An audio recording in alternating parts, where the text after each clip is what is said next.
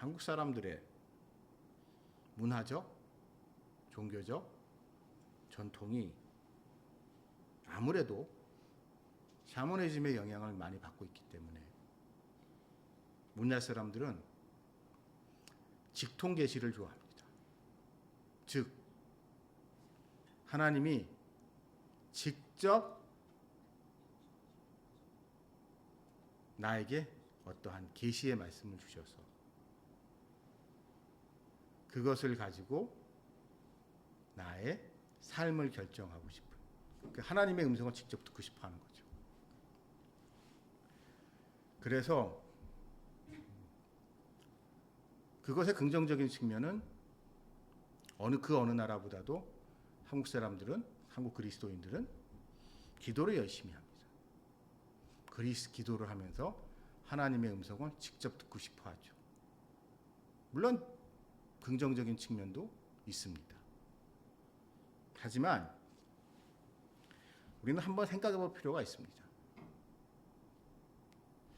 그렇게 하나님이 우리에게 직접 말씀하신다면 성경이 왜 필요할까? 하나님이 직접, 그러니까 좀 우리가 아주 단순히 말하면, 아주 단순한 말하는 겁니다. 성경이라는 것이 없더라도 만약에 내가 기도를 해서 하나님과 예수님을 직접 만나서 관계를 맺는다면, 말씀을 받는다면 그만 아닌가? 그게 더 좋은 거 아닌가? 라는 생각을 하고 성경은 그렇기 때문에 그거를 하기 위한 일종의 보조적 수단으로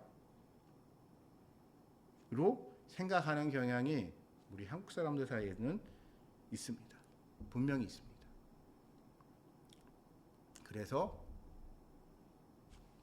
특히 이게 뜨거운 성령과 초자연적 현상, 그리고 방언, 이런 거에 더 매달리는 게 한국 성도들의 특징이죠. 그러나 여러분, 만약에 그 하나님이 우리에게 그런 것을 통하여 우리를 구원하신다고 하게 되면 성경은 있을 필요도 없었고 선교사도 필요 없었고 사도도 필요 없었고 교회도 필요 없죠. 왜? 하나님이랑 1대1로 쇼부치며 끝나는데. 그런 생각은 아마 우리뿐만 아니라 사도 바울 당시, 초대교회 당시에도 비슷한 생각들을 사람들은 다 가지고 있었습니다. 즉 사도 바울이 전하고 있는 그리스도의 복음, 좋은 얘기인데, 아름다운 얘기인데, 그 예수, 성령, 나 직접 만나보고 싶다 는 생각을 사람들은 많이 했고, 그게 단기간에 초대교회가 자리 잡는데 도움을 줬지만 그 부작용으로 영지주의 이단이라는 집단들이 등장을 하게 됩니다. 영지주의. 쉽게 말하면 예수 무당들이죠. 그런 집단이 등장하게 됐고, 그런 집단들이 교회를 어지럽혔을 때 그런 사람들을 싹 정리해낸 게 바로 사도 바울의 가장 중요한 역할이었습니다. 그 사람들이 뭐가 잘못했는지를 집어내면서 교회는 하나님이 선지자와 사도들을 통하여 주신 계시의 말씀, 그 계시의 말씀을 통하여 증거된 그리스도를 섬기는 것이라는 것을 아주 확고하게 그 부분에서 대못을 박았고요. 그리고 이 과정을 통하여 기독교라는 종교는 어찌 보면 개인적인 차원의 샤머니즘적 무당과 같은 그런 종교에서 그런 개인적인 차원의 신앙에서 벗어나서 하나의 고등 종교로 자리를 잡아가게 됩니다. 그리고 거기에 있어서 최고의 1등 공신은 사도 바울이었던 거죠. 그래서 사도 바울은 예수님의 직계 제자가 아님에도 불구하고 직계 제자들하고 맞먹는 권위를 초대교회에 갖게 된 겁니다. 자, 이런 좋은 일을 한 사도 바울이 오늘 말씀해 보게 되면 감옥에 갇혔습니다. 감옥에. 이 에베소서는 일명 옥중서신입니다. 3장 1절에서 보게 되면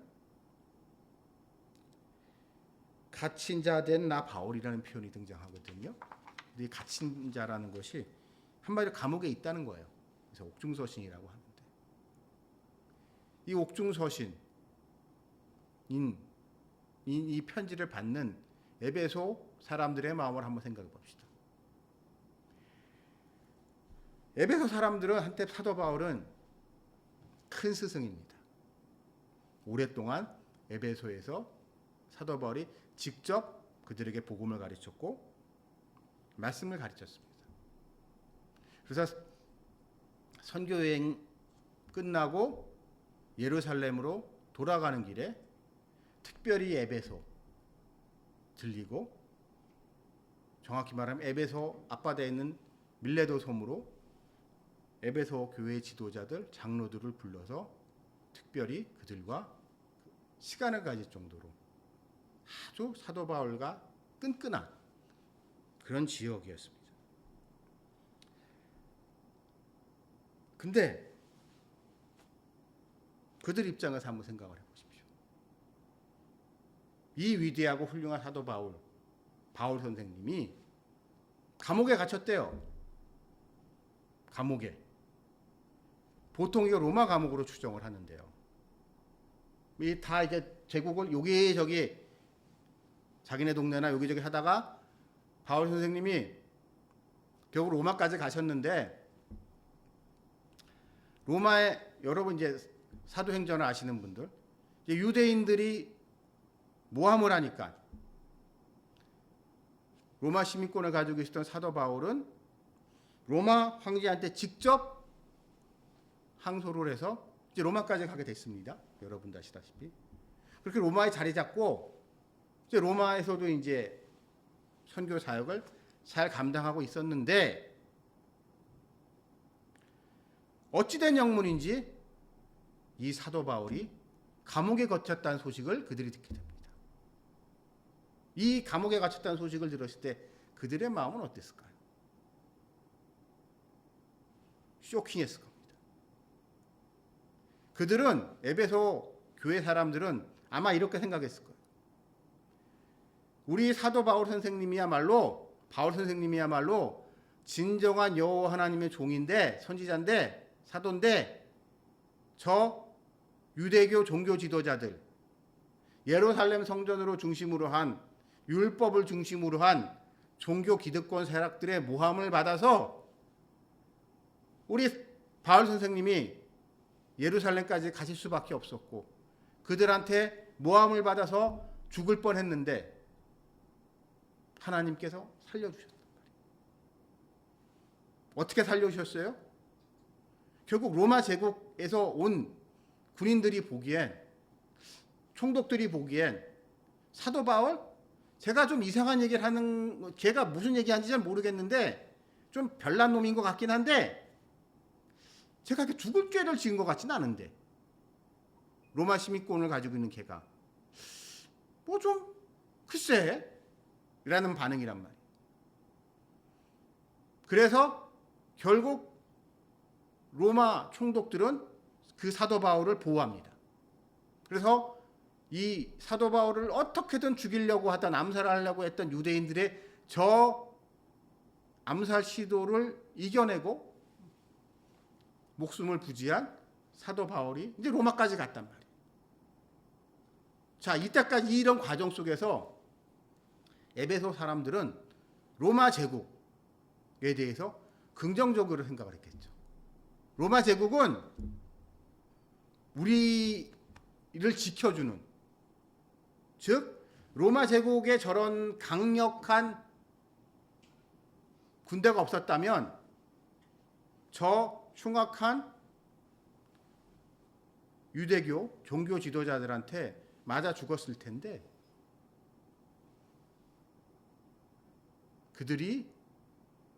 그들로부터 이 참된 신앙을 지킬 수 있었던 것은 역시 로마 제국의 공권력 때문이다 라고 하면서 친정부적이었을 겁니다. 근데 그 사람들이 어느 날 소식을 들었어요. 자기네 편인 줄 알았던 로마 제국이 사도 바울과를 비롯한 초기 교회 지도자들을 감옥에 잡아 집어넣었대요. 순식간에 여당이 야당이 된 겁니다. 얼마 전까지만 해도 정부는 내 편이라고 생각했는데 그 정부가 우리를 공격하는. 근데 자기네들이 생각하기에도 자기네가 뭐 잘못한 거 없거든요. 아니 로마 황제 이때 네로 황제, 우리 보통 하면 네로 황제. 아니 우리가 뭐 잘못한 것도 없는데 갑자기 왜 저러지? 라고 하면서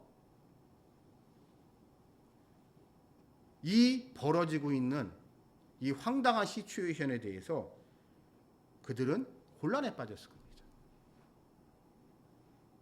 내가 잘못 모르고 있는 게 있었나? 사도 바울 선생님은 우리한테 좋은 얘기만 했는데 우리가 몰랐던 뭐가 있나?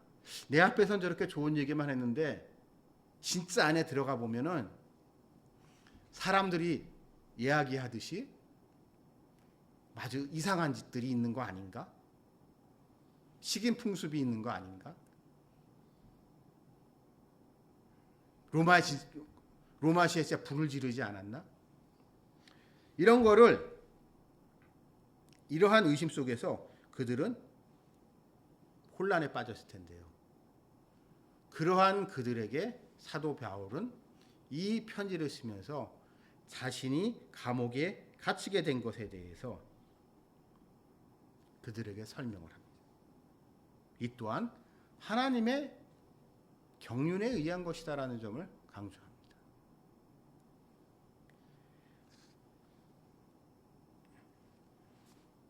사도행전 20장 24절에서 사도 바울은 이미 에베소 교회 지도자들, 장로들한테 이야기를 했죠.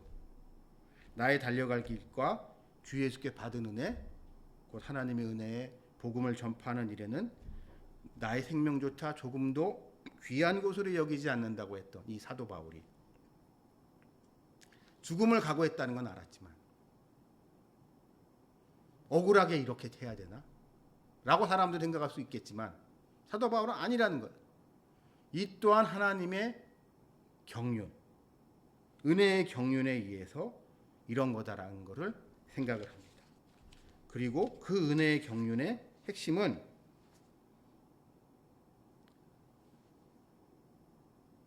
아주 간단히 말해서 내가 이미 너희한테 하나님한테 받은 계시, 천국 비밀을 내가 이미 너희한테 다 알려주지 않았냐? 다 써서 보내주지 않았냐? 그거를 읽어라. 그거를 읽고 스스로 하나님을 알아가고 그리스도의 비밀을 깨달아 가라는 점을 사도 바울은 오늘 이 말씀에서 그들에게 권면하고 있습니다. 저는 이 모습을 보면서 우리 그리스도인들이 범하고 있는 오류를 생각을 해봤습니다. 이 하나님과의 직통 계시를 좋아하는 한국 사람들. 저도 목사의 한 사람으로서 가끔 이런 유혹에 빠질 때가 있어요. 아내가 좀 영빨이 있었으면 좋겠다. 누구같이 영빨이 있어서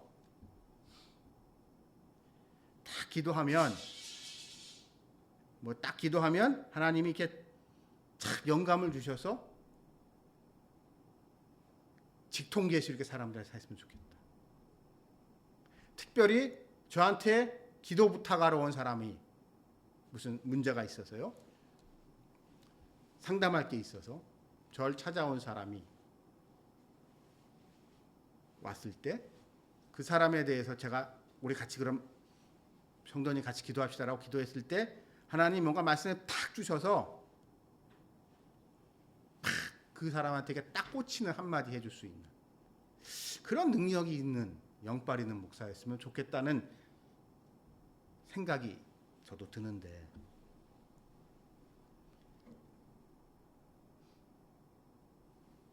과연 그게 교회에 도움이 될까라는 의심을 그런 생각을 해보게 됩니다.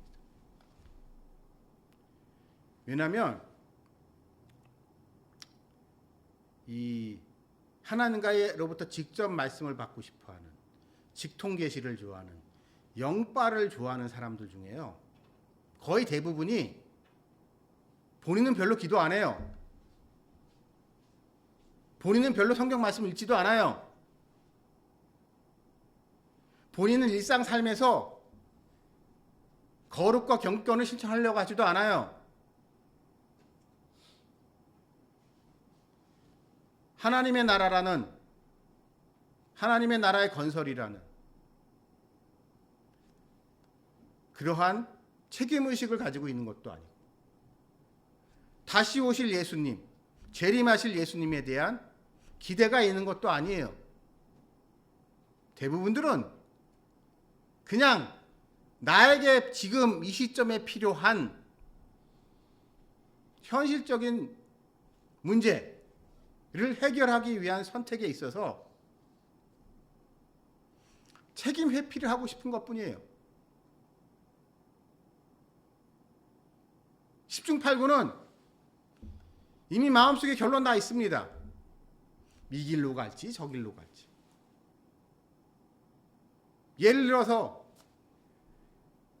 결혼 문제 가지고 기도해 달라고 하는 사람들. A라는 선택과 B라는 선택이 있는데 어느 거로 가는 게 좋을까요?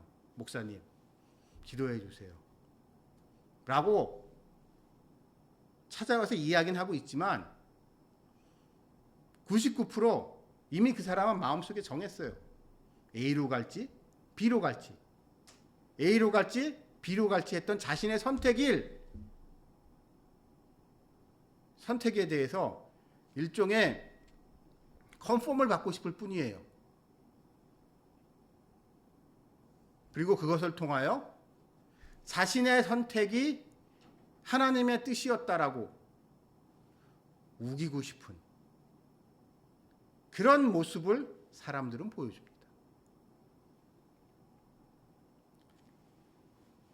그래서 목사를 비롯한 기도를 많이 하신다는 분들을 찾아봐서 사람들은 답을 구하지만 이것같이 하나님이 싫어하시는 게 없습니다. 왜? 하나님은 오늘 이 말씀에서도 얘기했듯이 우리가 알아야 될 하나님의 비밀, 천국의 비밀, 그것은 이미 계시의 말씀으로 우리에게 다 주신 거예요. 혹 그러면 이 계시의 말씀이 우리에게 온 게 우연이냐? 아니에요.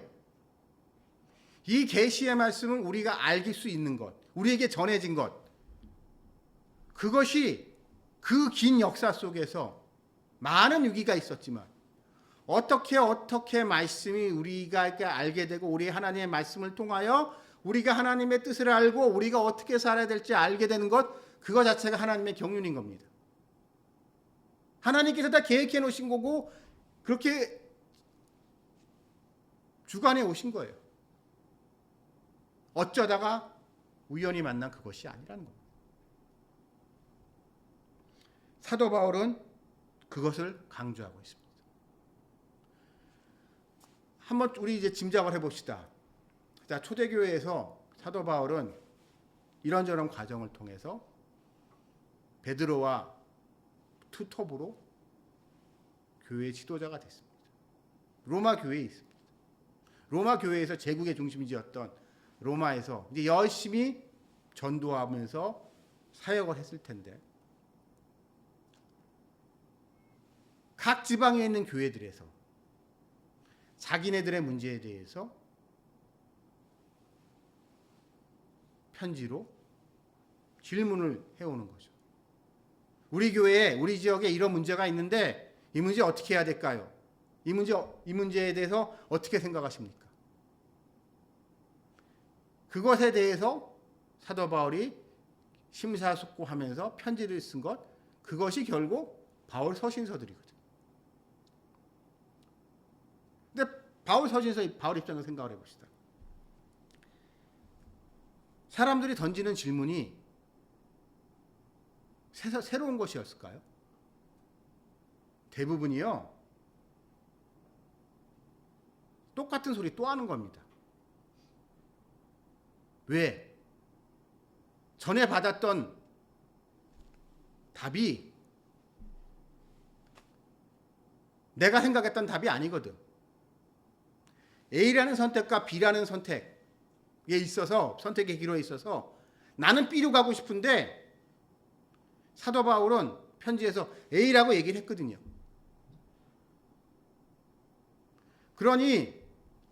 그러면 그런 상황에서 아멘 하면서 B라는 선택을 해야 되는데 우리의 이 못된 자는 말을 살짝 바꿔서 똑같은 질문을 또 합니다. 결국 다른 것 같아도 결국 같은 이야기를 하면서 아마 그런 편지를 사도 바울은 수없이 많이 받았을 거예요. 예를 들어서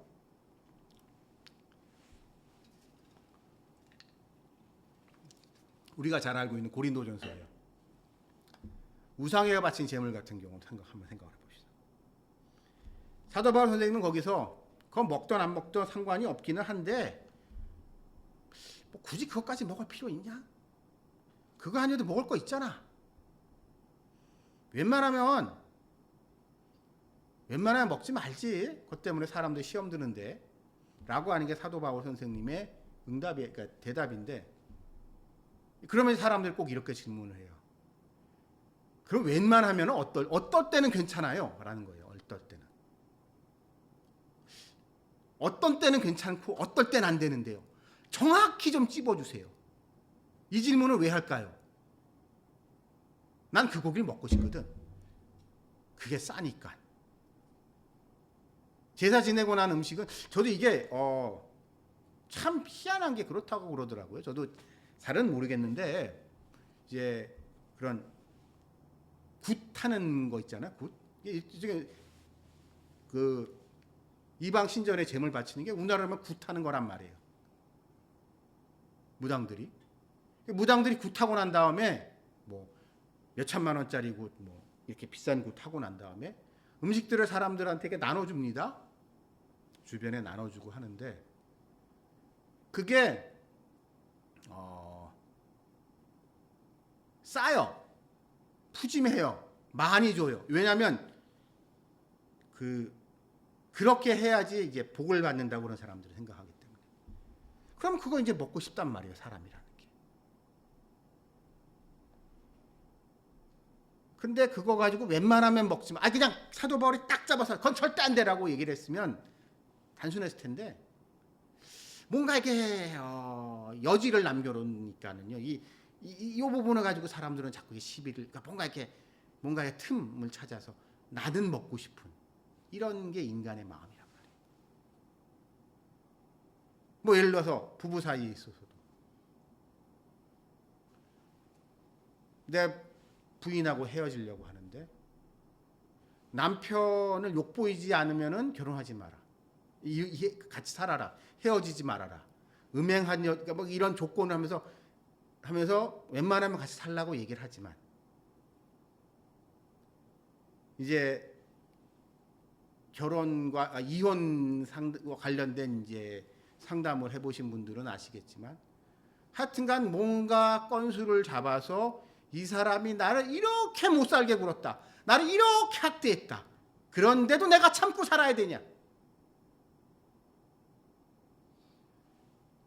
그 사람이 바람을 피지 않았어도 하나님, 예수님이 그러셨잖아요. 마음속에 음행한 마음을 가지고 있는 것만 해도 음행한 거라고 했는데 저 남자가 얼마나 다른 여자들을 보면서 은큼한 생각을 평소에 많이 하는 줄 아세요? 나 저런 더러운 남자랑 못 살겠어요. 라고 하면서 저 남자랑 못 살겠다고 하는 그런 분들도 계실 수 있습니다.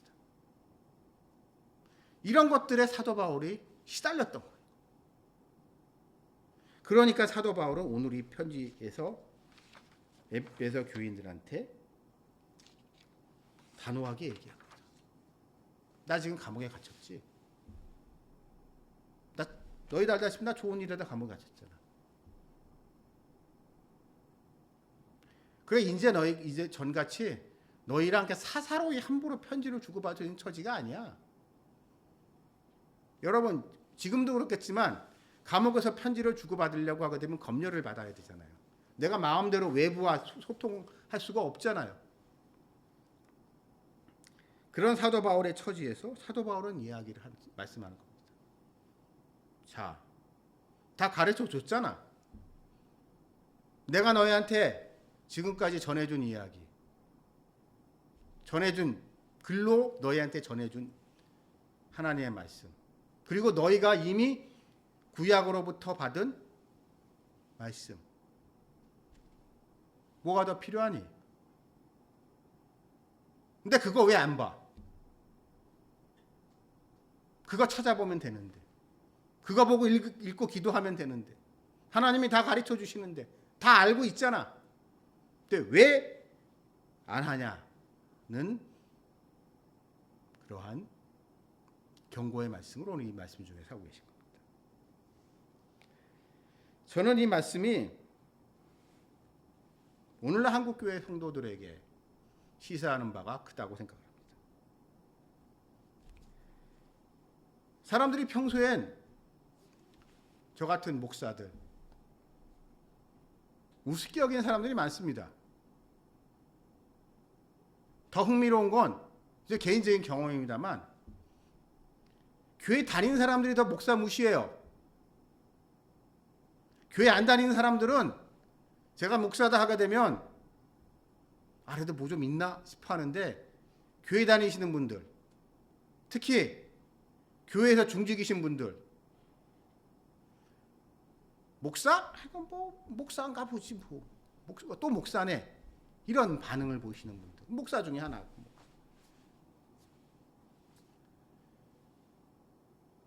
근데 그런 분들이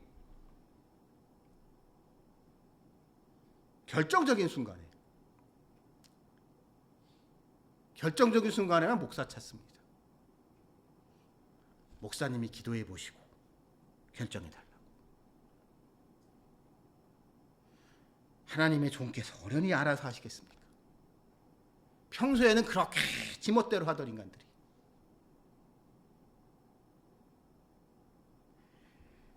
저는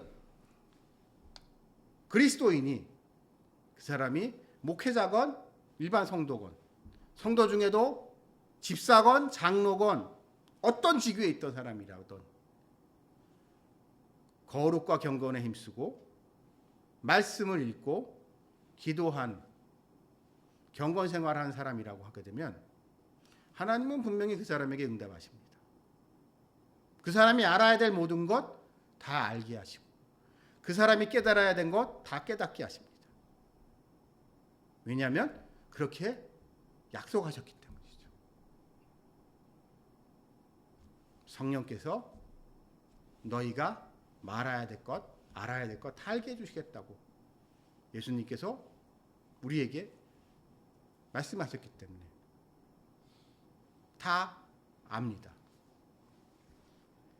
그런데 그것을 하지 않고 내가 교회 좀 들락날락거리면서 교회 짬 좀 됐고 능력이 돼서 그런지 교회에서 뭐가 있다고 하면서 이렇게 이중적인 자세를 보이는 사람들. 우리는 참된 그리스도인이라면 이러한 유혹에서부터 벗어나야 됩니다. 여기 계신 여러분들, 그리고 이 말씀 듣는 여러분들, 다들 여러분 마음속에 기도의 제목이 있을 겁니다. 다 다를 거예요. 다 처지가 다르기 때문에. 여러분이 해야 할 것은 이 기도의 제목을 놓고 말씀과 기도에 힘쓰는 겁니다. 그리고 여러분이 그렇게 말씀과 기도에 힘쓸 때 하나님은 우리에게 응답해 주시고, 그렇기 때문에 무엇보다도 그 출발점이라고 할 수 있는 이 계시의 말씀, 이미 주신 말씀, 기록되어 있는 성경 말씀을 읽고 묵상하는 여러분들이 되시기를 주님의 이름으로 축원합니다. 같이 기도 드리시겠습니다.